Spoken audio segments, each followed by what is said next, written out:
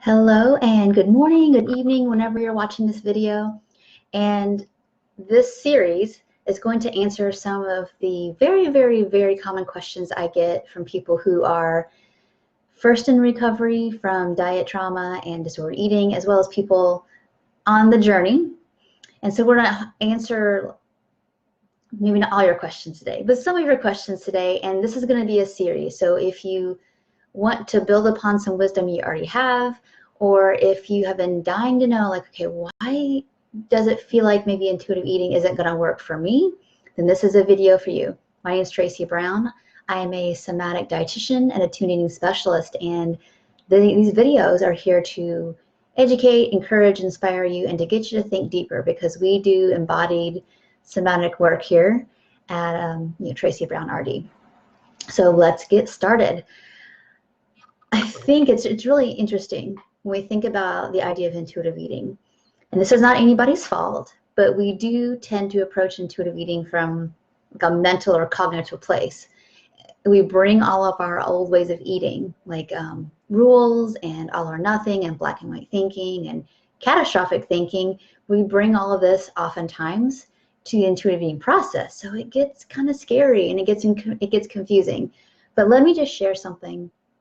If I could say one thing today about overthinking intuitive eating, is that you can't do it wrong. You cannot do this process wrong, because it's a physical, I mean, yes, there's mental and emotional aspects to all of this. Our relationship with food is skewed and not stable. So oftentimes, that's the mental and emotional piece. Like, what's happening on our plate is happening in our lives.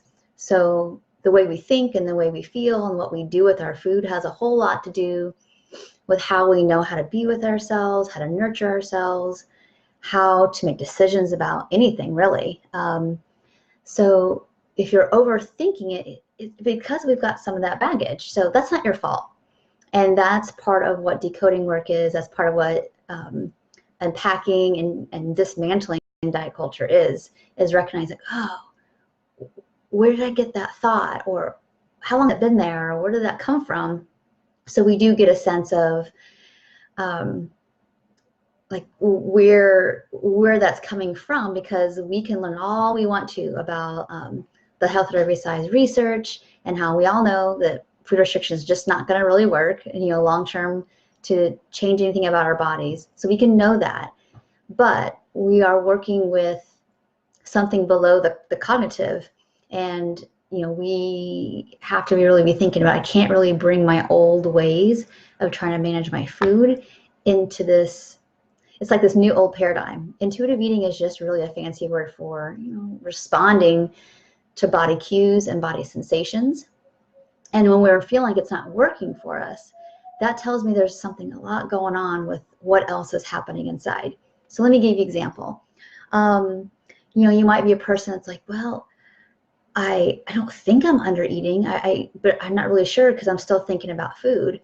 And that could be for lots of reasons. It could be that maybe we've got some like very low level calorie restriction because we're not used to actually eating to full satisfaction. And then we're still thinking about food later, and we're trying to think and think and think about it. It's like, well, wait a minute.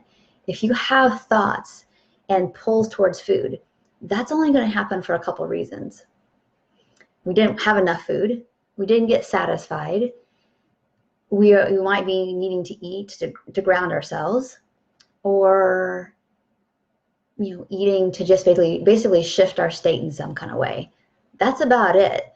And so instead of overthinking it and what's the right or wrong reason and what should I do, it's like, okay, can I just find my feet, find my seat, find my back, like actually have something to know the difference between you and your environment and your thinking, and create some space. So it's like, okay, the worst thing will happen if I eat another bite and try something right now is that I find out that I'm not hungry. That's actually the worst thing that's going to happen. So if you're struggling with overthinking today, and this is going to be our Overthinking Intuitive Eating series, my first suggestion in today's video is this.